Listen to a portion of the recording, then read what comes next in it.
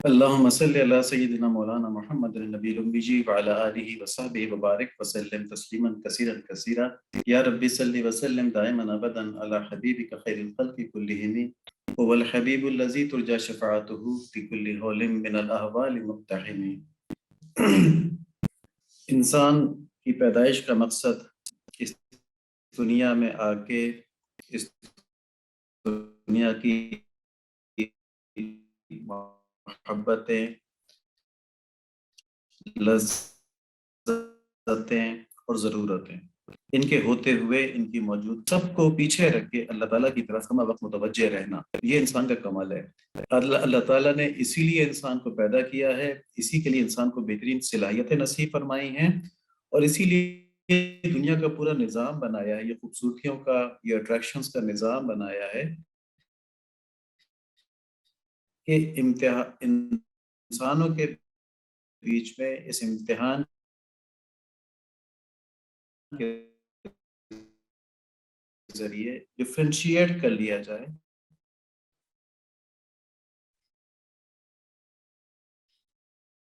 کہ کون کتنا اللہ تعالیٰ کی محبت کے اوپر ثابت قدم رہا ہے۔ اللہ تعالیٰ اسی ثابت قدمی کے مانگنے کے اوپر اللہ تعالیٰ کی رحمتیں بھی ہیں اور اللہ تعالیٰ کی قہاریت بھی ہے،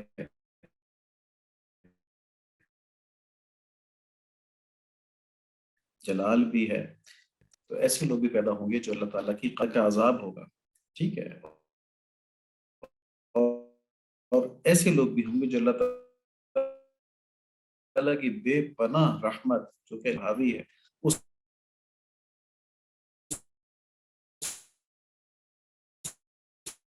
رحمت کا اظہار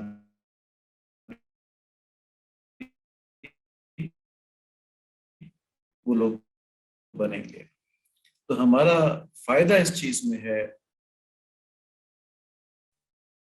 ہماری خواہش یہ ہونی چاہیے رحمتوں کی طرف متوجہ رہیں۔ وہ حاصل یہ ہوئے ہیں کہ دنیا کے تمام کام جائز طریقے سے کرتے ہوئے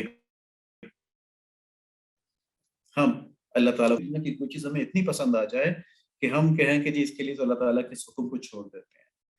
تو اللہ تعالیٰ کا حکم نہیں چھوڑنا، اور یہ حضرت ابراہیم علیہ السلام کی کہانی میں بھی تھا کہ ہر طرح کی مصیبت، ہر طرح کی آزمائش ان کے اوپر آ رہی ہے جو انسان سوچ بھی نہیں سکتا، اس طرح کی آزمائشیں ان کے اوپر آ رہی ہیں، ابھی آگے بھی ان کے واقعات آئیں گے، اور وہ ہر جگہ ثابت قدم ہے۔ تو اللہ تعالیٰ نے یہ دکھا دیا کہ میں نے جو انسان پیدا کیا ہے اس کی صلاحیت یہ ہے کہ وہ ہر چیز پہ، ہر چیز کے اوپر قربانی کر کے میری محبت کو فوقیت دے سکتا ہے۔ تو ہم بھی اسی طرح انسان ہیں اور ہمارے اندر بھی یہ صلاحیت موجود ہے، صرف بات یہ ہے کہ ہم نے اس کو ابھارنا ہے، اس کو نکھارنا ہے۔ ہم حضرت ابراہیم علیہ السلام طرح کی آزمائشیں نہیں آ سکتی کیونکہ ہم ایک عام انسان ہیں، لیکن جو ہمارے عام انسان ہونے کی حیثیت سے چھوٹی موٹی آزمائشیں ہم پر آتی ہیں اس پر ہمیں ثابت قدم رہنا چاہیے، اور اس کے لیے ہم کو انبیاء علیہ الصلوۃ والسلام، اولیاء کرام، صحابہ کرام، ان کے واقعات سنائے جاتے ہیں، ہمارے سامنے ہوتے ہیں تو ہماری ہمت بنتی ہے۔ تو یہ تھا تھوڑا سا تعارف کہ ہمارے اس تربیتی پروگرام کا مقصد یہ ہے کہ ہم اپنے دین کو، اپنی زندگی کو سرسری نہ لیں۔ ہماری زندگی جب دین کے اوپر چلے گی اور دین کو ہم پہلی اہمیت دیں گے تب ہم دنیا میں بھی کامیاب ہوں گے، آخرت میں بھی کامیاب ہوں گے۔ انسان اپنی محنت سے کچھ حاصل نہیں کر سکتا جب تک اللہ تعالیٰ کا فیصلہ، اللہ تعالیٰ کا حکم نہ آ جائے۔ دیکھیں حضرت ابراہیم علیہ السلام کے واقعے میں ہم نے دیکھا تھا نا، نمرود نے کتنی محنت، اس نے میلوں لمبی چوڑی آگ لگوائی، اور وہ اتنی لمبی چوڑی آگ تھی کہ اس کے پاس کسی کو جانا ہی ممکن نہیں تھا، تو پھینکے کس طرح اس کے اندر؟ تو منجنیق میں رکھ کے ابراہیم علیہ السلام کو پھینکا، لیکن اس کی ساری محنت پہ اللہ تعالیٰ کے ایک حکم حاوی آ گیا کہ آگ کو کہہ تم ٹھنڈے ہو جاؤ، اور آگ ٹھنڈی، اور ٹھنڈی بھی آرام دہ ٹھنڈی وہ ہو گئی۔ تو ہماری جتنی محنتیں ہیں جب تک کہ وہ اللہ تعالیٰ کے مطابق نہیں ہوں گی، چاہے دنیا کے لیے ہو، چاہے خالص دنیا کے لیے ہو، چاہے امتحان میں پاس ہونا ہو، چاہے نوکری کرنی ہو، چاہے شادی کرنی ہو، جب تک اس میں اللہ تعالیٰ کی رضا کی اہمیت نہیں ہوگی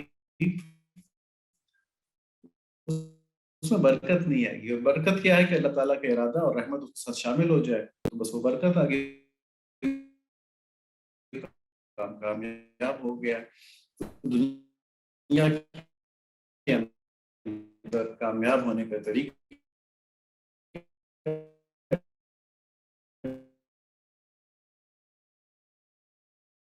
یہی ہے کہ ہم ہر کام میں اللہ تعالیٰ حرص کریں.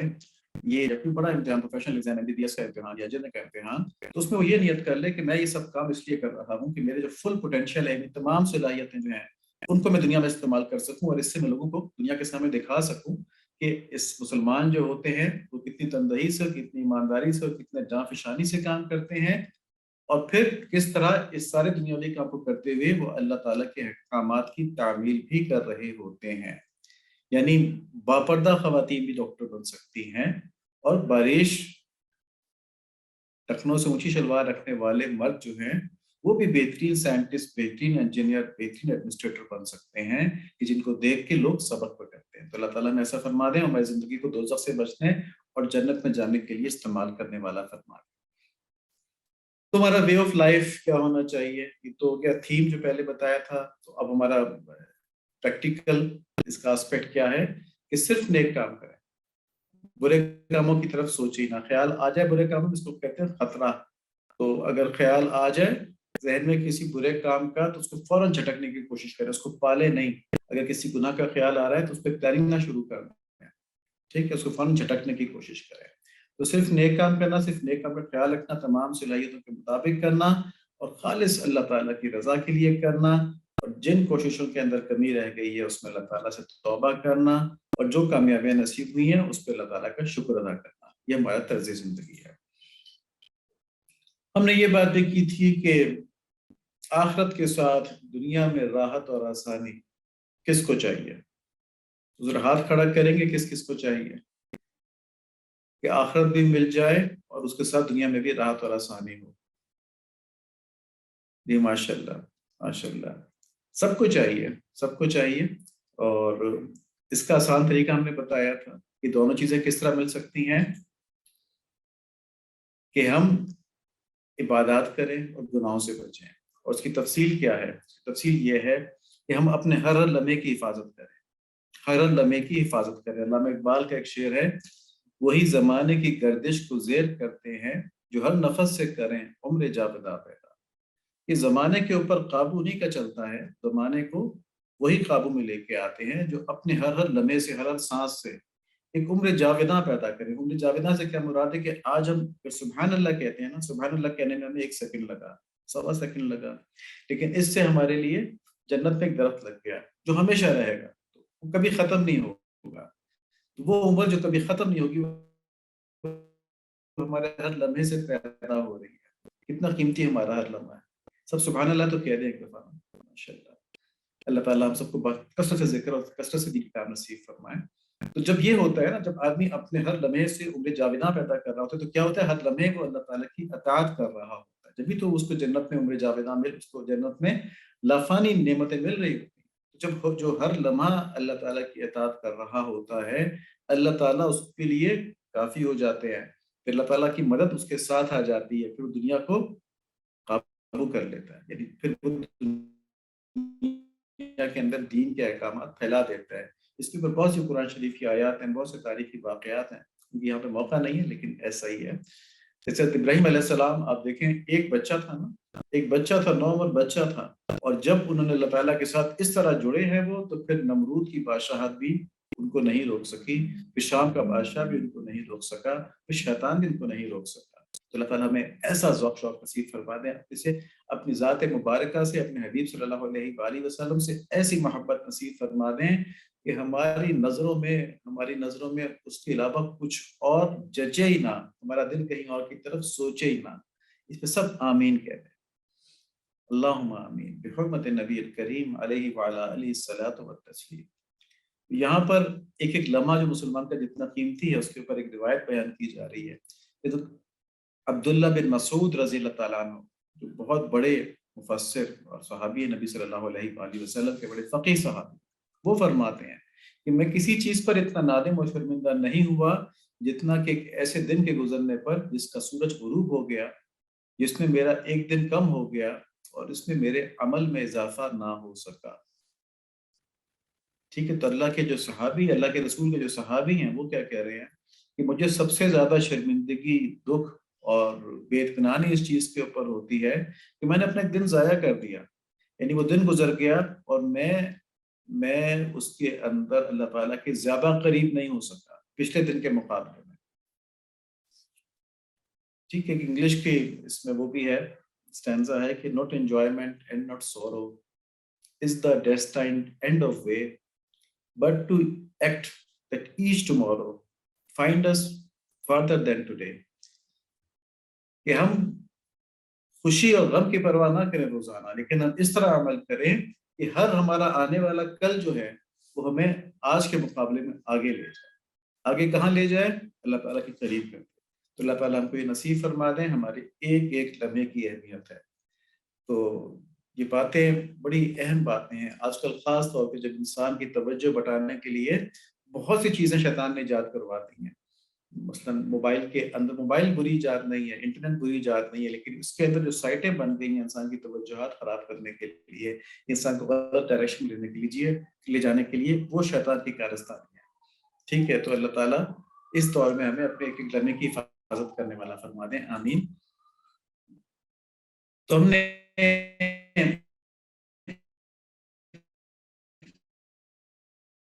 ایک اس کے اوپر لمحہ ہوشیار رہیں. کس چیز سے ہوشیار رہیں کہ کہیں نفس اور شیطان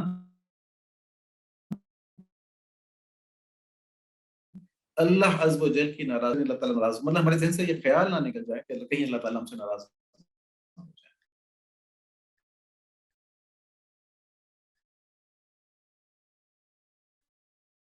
یعنی ہم جو کام ہم اگر جھوٹ بول رہے ہیں اللہ ناراض نہ ہو جائے بعد میں سے. ٹھیک ہے, اگر اس کو تکلیف پہنچ رہی ہے نا, تمہیں ڈر لگ جائے کہ کہیں اللہ ناراض نہ ہو جائے, کہیں ایسا نہ ہو کہ اس کے اس دکھ کو اللہ تعالیٰ ناراض ہو کے ہمارے اوپر کوئی مصیبت نہ آ جائے. ٹھیک ہے, تو ہر لمحہ میں ہمارا نفس اور شیطان اللہ تعالیٰ کی ناراضگی سے غفلت میں نہ ڈال دے. تو ایک تو یہ کانشیسنس ہے, اس پہ ہوشیار رہیں.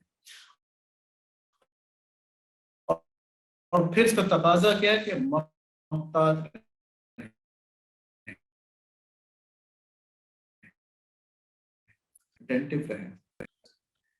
ٹھیک ہے, مطلب یہ بات واضح رہے کہ یہ ساری چیزیں وہ ہیں جو پرفیکشن کی طرف ہیں, اور جہاں آدمی سے غلطی ہو جاتی ہے نہیں روک پاتا کسی وقتی تقاضے کے تحت, اس پہ فوراً توبہ کر لیں. تو پارا نہیں رہتا تو مایوس ہو جائیں. مایوس نہیں ہے اللہ تعالیٰ کی طرف آتے. دوسری چیز کیا ہے, محتاط رہیں کہ کہیں گناہ نہ ہو, کہ ہم سے کہیں بھی نیکی کا موقع ضائع نہ ہو جائے. کسی کو راستہ بتا سکتے ہیں تو راستہ بتا دیں, کسی کے راستے سے پتھر ہٹا سکتے ہیں, کیلے کا گرا ہوا چھلکا ہٹا سکتے ہیں تو وہ ہٹا دیں. کوئی کسی کا بٹوا جیب سے گر رہا ہے اس کو بتا دیں. تو کسی نیکی کو ہم ضائع نہ ہونے دیں. کوئی بیمار ہے اس کی تیمارداری کر لیں, دوا کی ضرورت ہے دوا لا دیں. کئی دفعہ انسان کو اپنی کمی کو چھوڑ کے کسی اور کی ضرورت پوری کرتا ہے تو اللہ تعالیٰ اس کے اوپر بہت زیادہ انعام و کرام فرماتے ہیں. صحابہ کرام میں اس کی بہت سی مثالیں موجود ہیں. تیسری چیز کیا ہے کہ شکر گزار رہیں. ہر لمحہ, ہر آن ہم شکر گزار رہیں کہ ہر آن اللہ تعالیٰ کی رحمتیں اور نعمتیں جو ہم پر برس رہی ہیں, ہم اس قابل تو نہیں ہیں, صرف اللہ تعالیٰ کا احسان ہے کہ ہم صحت کے ساتھ سانس لے رہے ہیں, کسی سے مانگنا نہیں پڑ رہا. اللہ تعالیٰ نے ہماری عزتوں کی حفاظت فرمائی ہوئی ہے. تو یہ سب اللہ تعالیٰ کا احسان ہے. تو ہم ہر لمحہ اللہ تعالیٰ کی نعمتوں پہ شکر گزار رہیں. اور اسی کو ہم نے اس طرح سے بھی لکھا ہے کہ ہم گناہ سے غافل کبھی نہ ہوں, اور جیسے ہی گناہ ہم سے ہو جائے تو ہم کہیں کہ وہ پھر غلطی ہو گئی, اس میں مایوس نہ ہو, فوراً توبہ کریں اور دوبارہ اس غلطی سے بچنے کی پلاننگ کریں. اپنی کسی غلطی کو چھوٹا نہ سمجھیں. یہ تو سب کرتے رہتے ہیں. چھوٹی سے چھوٹی غلطی کے بارے میں فکر مند رہیں, آئیڈینٹیفائی بھی کر لیں, اور اس کے علاج کی کوشش بھی کرتے رہیں کہ ہماری زندگی کے 24 گھنٹے ہیں نا, یہ بالکل ٹرانسپیرنٹ, خوبصورت, نور سے منور, روشن گزریں, کہ ہم نے اس میں کوئی غلطی نہ کی ہو, کوئی بلیک اسپاٹ چھوٹے سے چھوٹا اس پہ نہ ہو. تو یہ تو ہو کہ گناہ سے بچنا. اور نیکی سے غافل نہ ہونا یہ ہے کہ آپ کے اندر جتنے بلب اللہ تعالیٰ نے دیے ہوئے ہیں آپ ان سب کو روشن کر رہے ہیں. جتنی نیکیوں کا موقع 24 گھنٹے میں مل رہا ہے ان سب کو استعمال کر لیں. صدقہ کر سکتے ہیں صدقہ کر لیں, نفل پڑھ سکتے ہیں نفل پڑھ لیں, کسی کو مسکرا کے دیکھ سکتے ہیں مسکرا کے دیکھ لیں, اس کا دل خوش کر دیں. ٹھیک ہے, تو یہ سب کچھ اللہ تعالیٰ کی رضا کے لیے کریں. تو ہمارے دیکھیں روزانہ کتنے بلب ہم روشن کر سکتے ہیں اپنی روح کے نا, اپنی روح کو نورانی کرنے کے لیے. اور ان سب چیزوں پہ کہ گناہ سے بچنے کی فکر اور توفیق نصیب فرمائی اللہ تعالیٰ نے، نیکی کی حرص اور نیکی کا موقع نصیب فرمایا اللہ تعالیٰ نے، دن میں کئی مرتبہ اللہ تعالیٰ کا شکر ادا کرتے رہے، اللہ تعالیٰ میں یہ نصیب فرما دیں، آمین۔ دوسرا ہمارا اہم میسج یہ ہے کہ اخلاص کے ساتھ دین پہ کام کریں، اس میں کہیں شیطان باریک سا وسوسہ بھی نہ ڈال دے۔ سب کوئی ہر کوئی اپنے دل کو چیک کرتے اس وقت کہ میں جتنے بھی نیک اعمال کرنے کا ارادہ کر رہا ہوں یا کر رہی ہوں، یا میں جتنے بھی نیک اعمال کرتا ہوں یا کرتی ہوں، اس کی وجہ سے میں اپنا کو بڑا تو نہیں سمجھ رہا کہ میں بہت اچھا ہوں باقی لوگوں کے مقابلے میں، یا میں بہت اچھی ہوں باقی لوگوں کے مقابلے میں۔ اگر ایسا ہے تو یہ عجب ہے، یہ اپنے نیک اعمال کی وجہ سے اپنے آپ کو بزرگ سمجھنا ہے۔ تو اس کا علاج کیا ہے؟ بڑا سادہ علاج ہے کہ میں تو اس قابل بھی نہیں ہوں، اللہ تعالیٰ مجھ سے یہ طاقت چھین لیں کہ میں گلاس اٹھا کے پانی پی لوں۔ اللہ تعالیٰ کے حکم سے آدمی مفلوج بھی ہو جاتا ہے، ہم تو اس قابل بھی نہیں ہیں۔ تو جتنی بھی نیکیوں کی اللہ تعالیٰ نے توفیق دی ہے یہ اللہ تعالیٰ کی طرف سے ہے۔ اللہ نور السماوات والارض، آسمانوں اور زمین کا نور اللہ تعالیٰ ہے، اللہ تعالیٰ کے علاوہ جو کچھ ہے وہ ظلمت ہے۔ تو جتنی نورانیت ہے وہی نیکی ہے، وہی اچھائی ہے۔ جتنی جس کے اندر اچھی بات ہے وہ اللہ تعالیٰ کی نور ہدایت کی وجہ سے ہے۔ اس کا اپنا اندر جو ہے وہ تو ظلمات ہے نا، مخلوق تو ساری ظلمت ہے۔ مخلوق کے اوپر جب اللہ تعالیٰ کی تجلی پڑتی ہے ہدایت کی، اور جتنی تجلی اس میں سے ابزارب کر لے اپنے اندر، اتنا وہ ہدایت کے اوپر ہوتا ہے۔ تو اصل چیز کیا ہے؟ اللہ تعالیٰ کی ہدایت کی تجلی۔ تو وہ جو نور اللہ تعالیٰ کی طرف سے آ رہا ہے اس کی وجہ سے ہم اچھے کاموں کی توفیق ہوتی ہے۔ ہماری اپنی تو کوئی حیثیت نہیں ہے، ہماری اپنی تو کوئی حیثیت نہیں ہے، اور یہ بات اچھی طرح سمجھنی چاہیے کہ انسان کچھ بھی نہیں ہے، جو کچھ بھی اللہ تعالیٰ کی طرف سے ہے۔ تو یہ عجب ہے، میں عجب میں نہیں جانا۔ اور نمبر 2، ہم یہ بھی دیکھ لیں کہ ہم اچھے کام اس لیے تو نہیں کر رہے کہ لوگ ہمیں دیکھ کے نیک لوگ سمجھیں کہ یہ تو بڑے پاپردہ خواتین ہیں، اور یہ تو بڑے نمازی لوگ ہیں، یہ تو بڑے باشرہ لوگ جا رہے ہیں۔ نہیں، بلکہ ایک صاحب نے ایک بات کی اور بڑی اچھی بات کی، اللہ تعالیٰ ہم سب کو اس پر عمل نصیب فرما دیں۔ انہوں نے کہا کہ اگر داڑھی رکھ کے کوئی آدمی، یعنی مذہبی حلیہ بنا کے سنت کے مطابق داڑھی رکھی ہوئی ہے اور باقی لباس بھی ویسے ہے، دکان پر جائے اور جا کر یہ ایکسپیکٹ کرے کہ میرے اس مذہبی حلیے کی وجہ سے مجھے کچھ رعایت کر دے گا، تو یہ بھی ریا ہو گیا۔ اس کو کیش نہیں کروانا، مذہبی حلیے کو کیش نہیں کروانا، عام آدمی کی طرح جانا ہے، عام آدمی کی طرح رہنا ہے۔ یہ تو صرف اللہ تعالیٰ کے ساتھ تعلق کے لیے ہے، یہ لوگوں کے سامنے کیش کروانے کے لیے نہیں ہے۔ تو اللہ تعالیٰ میں اس ریا سے ہی بچا لیں، اس باریک ریا سے بھی بچا لیں، اللہم آمین، بحرمت النبی الکریم علیہ وعلی آلہ الصلاۃ والتسلیم۔ یہ بات اچھی طرح سمجھ گئے نا سب لوگ؟ جن کو اللہ تعالیٰ نے مذہبی ظاہر دیا ہوا ہے، ٹھیک ہے، اس کو اپنے ذاتی معاملات میں، دنیاوی معاملات میں کیش کروا لیں، غلطی نہ کریں، اور اس کے اوپر اللہ تعالیٰ کی شکر گزاری کرتے رہیں، اس پہ اللہ تعالیٰ سے ڈرتے رہیں کہ کہیں دل بدل نہ جائے، کہیں چیزیں چھن نہ جائیں۔ اللہم آمین۔ چھوٹے بڑوں کے بڑے اسباب، اس کے اندر ہم کچھ اہم باتیں آج کریں گے۔ اسلامی شناخت اور دنیاوی ضرورتیں، ہمیں جواد صاحب نے ماشاءاللہ اس کے اوپر روشنی ڈالی آج کہ ہمارا نیا سال شروع ہو گیا 2022، اور یہ 2022 جو ہے یہ ہمارا جو دنیاوی کام ہے ان کو پلان کرنے کے لیے، ان کو جاننے کے لیے، ان کو بینچ مارکنگ کے لیے ہمیں یہ سولر ایئر یا یہ کرسچن ایئر عیسوی سال چاہیے ہوگا۔ دنیاوی ضرورتیں پورا اس میں کو استعمال کرنے میں کوئی گناہ نہیں ہے، ٹھیک ہے؟ کوئی یہ نہ سمجھے کہ جی کیونکہ عیسوی سال ہے تو ہم اس کو استعمال کریں گے تو گناہ ہو گیا، نہیں، بالکل گناہ نہیں ہے۔ یہ تو دنیا کا ایک طریقہ، آپ گاڑی پہ جاتے ہیں، گاڑی پہ آتے ہیں اور آپ کلومیٹرز میں سڑک کو ناپتے ہیں، ٹھیک ہے؟ تو پہلے کلومیٹرز کا یونٹ تو نہیں تھا، پہلے ٹائم کا یونٹ تو اس طرح سے نہیں تھا، سیکنڈوں میں، منٹوں میں، گھنٹوں میں، ہم سب وہ چیزیں استعمال کر رہے ہیں۔ اسی طرح ہم یہ سولر کیلنڈر بھی استعمال کر رہے ہیں، عیسوی سال بھی استعمال کر رہے ہیں، تو اس کو استعمال کرنے میں کوئی حرج نہیں ہے۔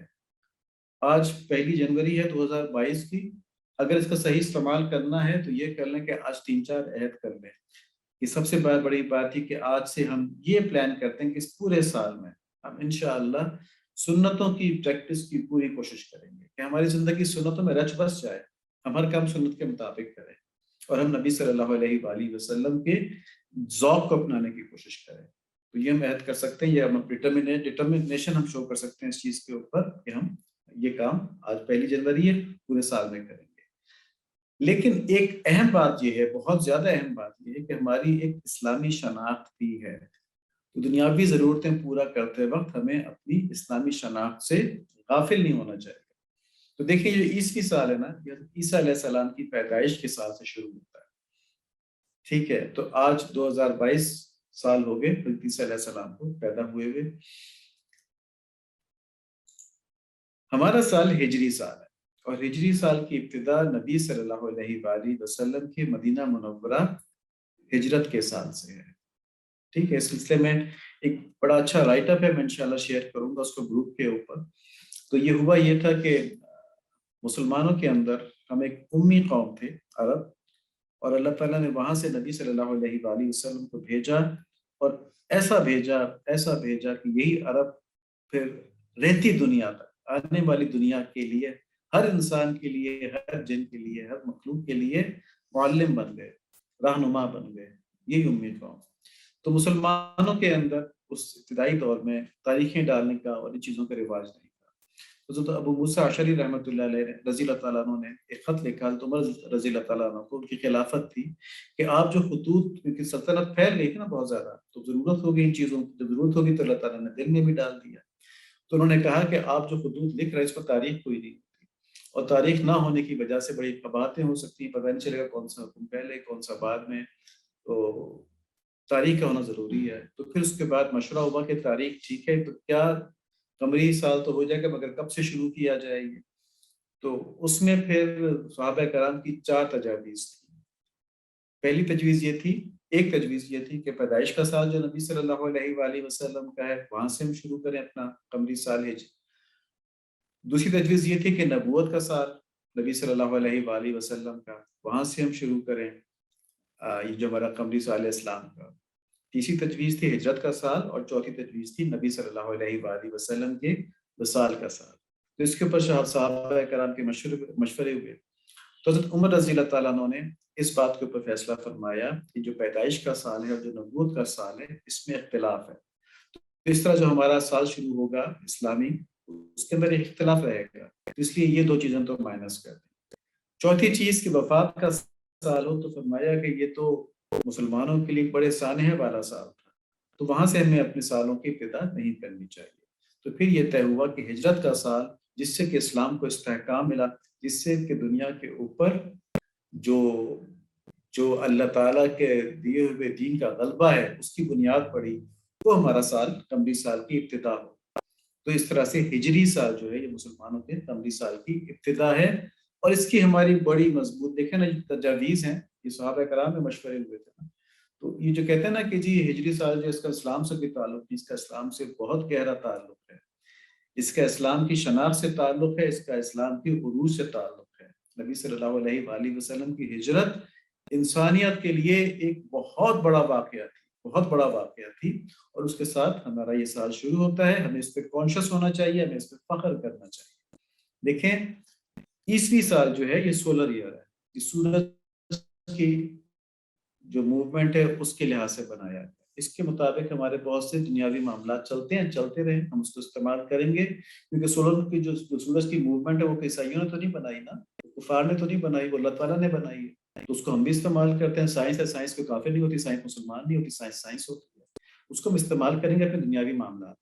لیکن اس کی وجہ سے ہم ہجری سال کو نہیں چھوڑ گے، کیونکہ ہجری سال کے ساتھ ہماری بہت سی دینی ضروریات وابستہ ہیں. ہمارا رمضان ہجری سال کے لحاظ سے آتا ہے، ہمارا حج ہجری سال کے لحاظ سے آتا ہے، ہماری بہت سی تاریخیں، بہت سے واقعات، بہت سی عبادتیں ہجری سال کے لحاظ سے ہوتی ہیں. زکوٰۃ ہجری سال کے لحاظ سے ہوتی ہے. اسی طرح بلوغت کے جو چیزیں ہیں وہ بھی ہجری سال کے لحاظ سے ہوتی ہیں. تو اس لحاظ سے ہمارے دین کی بہت چیزوں کا نمبر 1 مدار ہجری سال پہ ہے. نمبر 2 ہجری سال اسلام کی شوکت کا علمبردار ہے، اسلام کی شان کا علمبردار ہے. تو ہجری سال کو یاد رکھنا چاہیے. یہ لونر موومنٹ کے اوپر ہے، چاند کی موومنٹ کے اوپر بنا ہے. شناخت بھی وابستہ ہے، اس کے ساتھ ہماری دینی ضروریات اس کی حفاظت کرنے والا بنا لیں. آمین. یہ کچھ ہماری باتیں جو ہم دفعہ کرتے ہیں کہ ہر طرف ہر وقت اللہ تعالیٰ کی طرف توجہ رکھنے کے ذرائع کیا ہیں؟ استغفار، درود شریف، سنت طریقے، دعا، ذکر، تسبیحات، ارکان اسلام. تو ان کی تسبیحات ہم نے بتائی ہیں. آج ہمیں جواز صاحب بتا رہے تھے کہ کچھ لوگوں کی کچھ چیزوں میں کمی ہے. تو اس میں یہ ہے کہ یہ تسبیحات آپ کر لیں. یہ تسبیحات کریں گے انشاءاللہ ان کی برکت سے آپ جب لوگوں سے بات چیت بھی کر رہے ہوں گے، جب کلاس ورک یا ہوم ورک کر رہے ہوں گے یا دفتر کا کام کر رہے ہوں گے، اس وقت بھی آپ کی توجہ انشاءاللہ اللہ تعالیٰ کی طرف رہے گی. ٹھیک ہے. تو اب ان چیزوں کی الگ الگ بہت سی فضیلتیں بیان کی گئی ہیں جو پچھلے سیشنز کے اندر ہیں، وہاں جا کے سنی جا سکتی ہیں. لیکن یہاں پر یہ ایک ریمائنڈر کے طور پہ استغفار، درود شریف، سنت طریقے، اس کو تو 1 جنوری 2020 کا ٹارگٹ بنا لیں گے. اس سال ہم نے کوشش کرنی ہے کہ ہر مہینے ہمارے جو روزمرہ کے کام ہے اس میں ایک نئی سنت کا اضافہ ہوتا جائے. جتنی ماشاءاللہ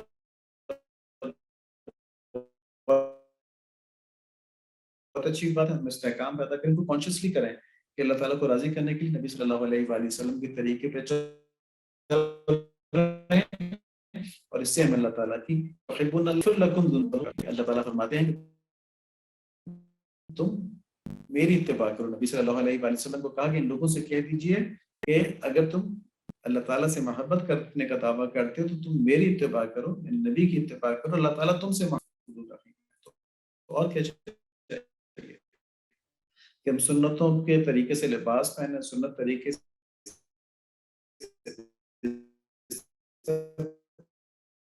جائیں،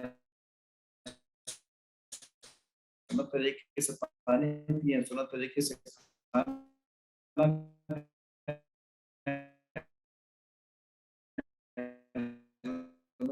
طریقے سے جوتے پہنے، طریقے سے گھر سے نکلیں، سنت طریقے سے گھر پر آئیں.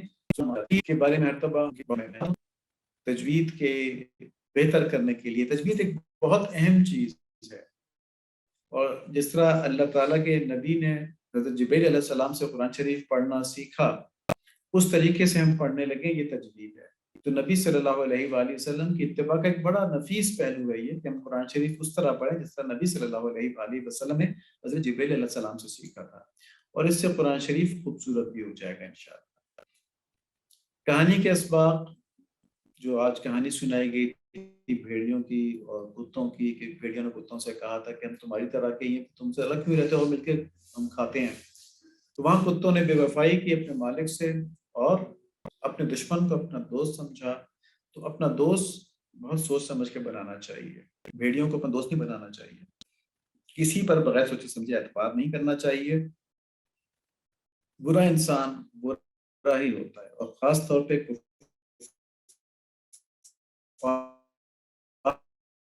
کے اوپر اعتبار کرنا. ٹھیک ہے. دنیاوی معاملات میں تو جب ان کا انٹرسٹ آپ کے ساتھ میچ کرے گا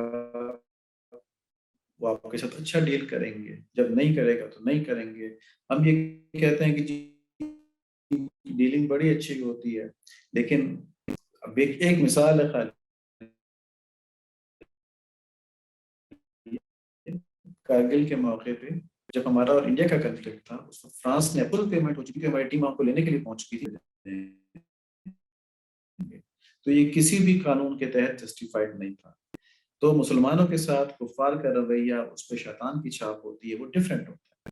تو کفار کو دوست نہ بنائے، یہ قرآن شریف کا حکم بھی ہے کہ کفار کو دوست نہ بنائے. ان سے دنیاوی روابط رکھیں، ٹریڈ رکھیں، تبلیغ کا تعلق رکھیں، لیکن دل کی دوستی ان سے نہیں ہونی چاہیے. دل کی دوستی صرف اللہ والوں سے ہونی چاہیے. اللہ تعالیٰ ہمیں صحیح دوست نصیب فرما دیں، صحیح دوست بنانا نصیب فرما دیں. آمین.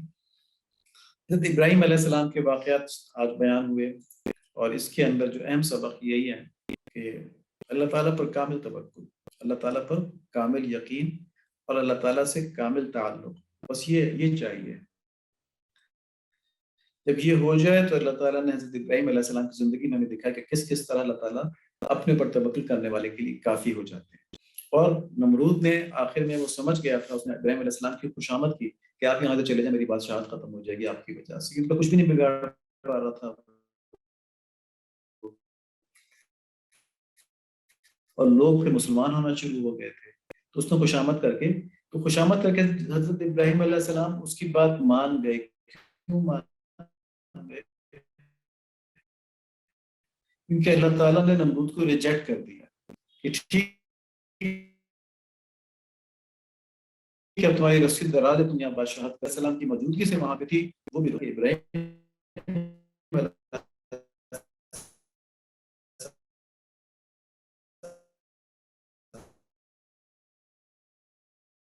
السلام سچے ہیں، ان کا اس کو میرے کو پورا اختیار حاصل نام ابراہیم علیہ السلام بادشاہت ختم ہو جائے گی. تو اس چیز سے اللہ تعالیٰ کی پناہ مانگنی چاہیے کہ ہماری کوئی خواہش اتنی بڑھ جائے جیسے اللہ تعالیٰ کے احکامات توڑنے کا تیار ہو جائے. اور جس شخص نے اللہ تعالیٰ کے ساتھ محبت ہے وہ اس کے لیے ہر مصیبت اور خوف کا علاج ہے. اور اللہ تعالیٰ کی رضا کے علاوہ ہر چیز بے مقصد ہے. اگر نمرود اور فرعون اللہ تعالیٰ کو ناراض کر کے کامیاب نہیں ہو سکے تو پھر کوئی بھی نہیں ہو سکتا، پھر ہم بھی نہیں ہو سکتے. تو شیطان کے اس وسوسے کو ذہن میں جگہ ہی نہیں دینی چاہیے کہ میں یہ غلط کام کر لوں تو دنیا کے اس نقصان سے بچ جاؤں گا، میں یہ غلط کام کر لوں تو مجھے دنیا کا یہ فائدہ مل جائے گا. اللہ تعالیٰ اس چیز کو ہمارے دلوں میں اس طرح اتار دیں کہ یہ ہمارے اعمال میں بے تکلف جاری ہو جائے. یہ تقویٰ اور یہ توکل کہ ہم نے دنیا کے کسی نفع نقصان کی پرواہ نہیں کرنی، ہم نے صرف اللہ تعالیٰ کو راضی کرنے کے لیے ان کے حکم کو ماننا ہے. کہاں سود تھا، کہاں تھا زیاں، مجھے ہوش ہی تھا رہا کہاں، میں تیرے در پہ تھا پڑا ہوا، تیرے در پہ تھا میں پڑا ہوا. ہاں یہ شعر یہ تھا کہ کہاں سود تھا، کہاں تھا زیاں تھا، مجھے ہوش ہی تھا رہا کہاں، تیرے در پہ تھا میں پڑا ہوا. کہ یا اللہ مجھے تو پتہ نہیں تھا کہ دنیا کا نفع دنیا کا نقصان کس جگہ پہ ہے، کس چیز میں ہے. میں تو اتنا آپ کے اندر مبہوت تھا، اتنا آپ کے اندر گم تھا، آپ کے در کے اوپر سر رکھے ہوئے پڑا ہوا تھا، مجھے پتہ ہی نہیں چلا کہ بتوں کی طرف بھی کوئی راستہ جاتا ہے. اللہ تعالیٰ ہمیں ایسا ذوق شوق نصیب فرما دیں، ایسا عشق نصیب فرما دیں. اللہم آمین. پھر ہمارے لیے بہت قیمتی انعام جو اللہ تعالیٰ کی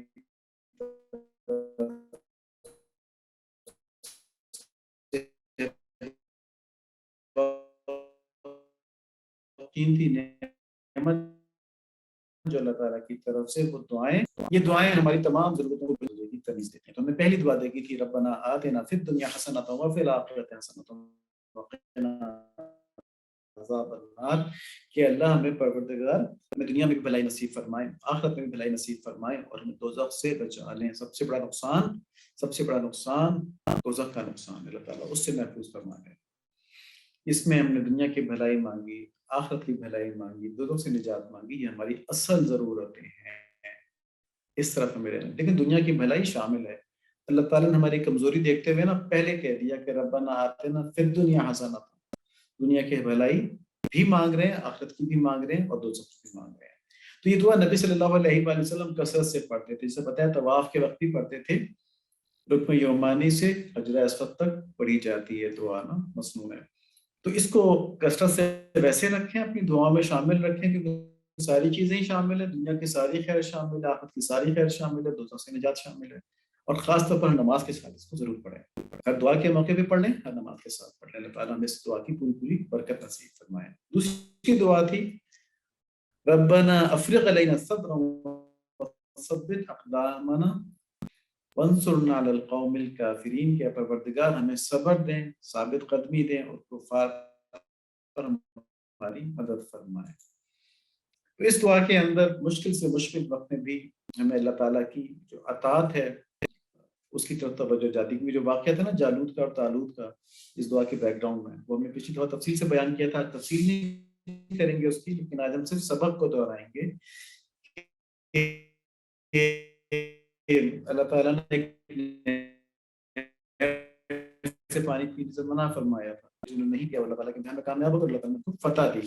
وقت میں بھی اللہ تعالیٰ کی اطاعت کی اپنے اندر صلاحیت پیدا کریں، کیپیسٹی پیدا کریں کہ ایسا نہ ہو کہ مشکل وقت پڑے تو ہم گھبرا کے اللہ تعالیٰ کی نافرمانی کریں۔ ہر حال میں اللہ تعالیٰ کی قدرت کے اوپر ایمان رکھیں، ہر حال میں اللہ تعالیٰ کی قدرت پہ ایمان رکھیں۔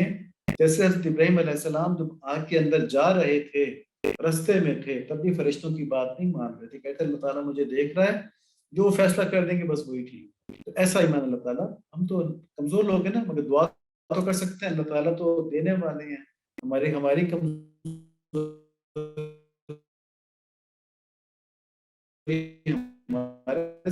ساتھ اللہ تعالیٰ کی عطا تو ان کے ساتھ، کسی بھی لمحے آپ کی قدرت کے اوپر ہم اللہ تعالیٰ سے صبر مانگیں اور حکم عدولی ہم نہ کریں، نافرمانی نہ کریں۔ تو یہ ہمیں سبق ملا ہے۔ یہ دعا کب پڑھی جائے؟ گناہ کے تقاضے جو ہوتے ہیں نا، اس وقت صبر مانگنے کے لیے یہ دعا پڑھی جائے۔ اور ایک بات یاد رکھیں کہ چاہے گناہ کا تقاضا اندرونی ہو یا بیرونی، یعنی کہ نفس کی وجہ سے، خواہش کی وجہ سے گناہ کرنے کا تقاضا ہو، یا کوئی ہمارے سر پہ پستول لے کے کھڑا ہو کہ کرو یہ غلطی، تم اللہ تعالیٰ کی نافرمانی کرو، دونوں صورتوں میں نافرمانی اگر نہ کی جائے تو اس سے تقویٰ حاصل ہوتا ہے، اور جتنا زیادہ دباؤ ہو، جتنا زیادہ گناہ کی خواہش ہو، اس پر زیادہ صبر کیا جائے گا گناہ نہ کرنے کا، تو انعام کے طور پہ اتنا زیادہ تقویٰ ملے گا۔ تو نافرمانی کی خواہش یا کسی ایسے بیرونی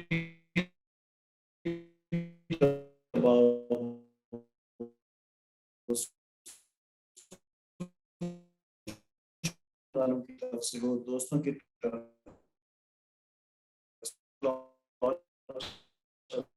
سینما دیکھ کے آتے ہیں،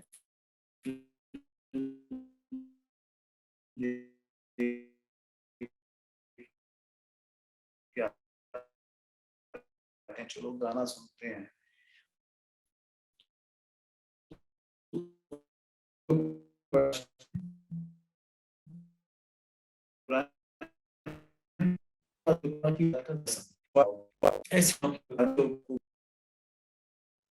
تو یہاں پر اس دعا کے اندر اللہ تعالیٰ نے ہم کو بڑی ایک عجیب بات بتائی ہے کہ ہم دل نہ بھی چاہ رہا ہو اور خوف کی تاریخ، پھر بھی اللہ تعالیٰ سے یا اللہ ہم پر صبر ڈھیل دیں، اور پھر دوسرے الفاظ کیا ہے کہ بس ثبت اقدامنا، کہ ہم ثابت قدم نہیں رہ سکیں گے اپنے اوپر رہے اگر ہم، تو آپ ہمیں ثابت قدم بھی رکھیں، اور پھر کفار کے اوپر ہماری مدد فرمائیں، کیونکہ قوم کفار کی وجہ سے ہمارے اوپر نحوستیں آتی ہیں، ان کے گناہوں کی وجہ سے کوئی دنیا پہ نحوستیں آتی ہیں، اور وہ مسلمانوں کے خلاف شیطان کے کہنے پہ پلاننگ کرتے رہتے ہیں، بری سائٹس بنائی ہوئی ہیں، اور مسلمانوں نے بھی بنائی ہوئی ہیں، لیکن وہ بھی شیطان کی وجہ سے ہیں۔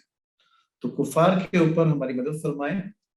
مسلمان زبردستی آپ کو اللہ تعالیٰ کی نافرمانی پہ مجبور نہیں کرے گا، لیکن وہ خواہشات کے تحت اپنی نفس پرستی کی وجہ سے کوئی ایسی چیز بنا دے گا جو گناہ کو فیسیلیٹیٹ کرتی ہے، زبردستی کرواتا ہے۔ اللہ تعالیٰ ہم کو محفوظ فرمائے۔ ہمیں جو یہ فورن ایڈ ملتی ہے پاکستان کو، اس کے ساتھ بھی کنڈیشنز ہوتی ہیں کہ آپ نے بہت زیادہ دین والوں کو پروٹیکٹ نہیں کرنا، آپ نے بہت زیادہ یہ نہیں کرنا کہ جی آپ جو دینی آئیکونز ہیں، جو دینی علامتیں ہیں، ان کو بہت زیادہ پروموٹ نہیں کریں گے۔ یہ بات ایک ایم این اے صاحب نے بتائی تھی، وہ میں نے کہیں پڑھی تھی، انہوں نے کہا کہ جب کے پی کے اندر ایم ایم اے کی حکومت تھی، اس وقت ورلڈ بینک نے کچھ ڈونیشن یا کچھ لون ہم کو کمٹ کیا تھا کے پی کے ساتھ، لیکن وہ لون دیا نہیں، اور اس کی وجہ یہ بتائی کہ آپ نے بل بورڈز کے اوپر، اشتہارات کے اوپر سے تصویریں ہٹا دی ہیں، تصویریں ہٹانے کی وجہ سے ہم آپ کو لون نہیں دیں گے، آپ فنڈامنٹلسٹ ہو گئے، جب تک تصویریں دوبارہ نہیں لگائیں گے آپ کو ورلڈ بینک لون نہیں دے گا۔ تو کفار ہمارے خلاف بڑا کام کرتے ہیں، یہاں پہ یہ وانصرنا علی القوم الکافرین، اللہ تعالیٰ ہمیں یہ چیزیں سمجھنا نصیب فرما دیں اور اپنی مدد ہمارے ساتھ فرما دیں۔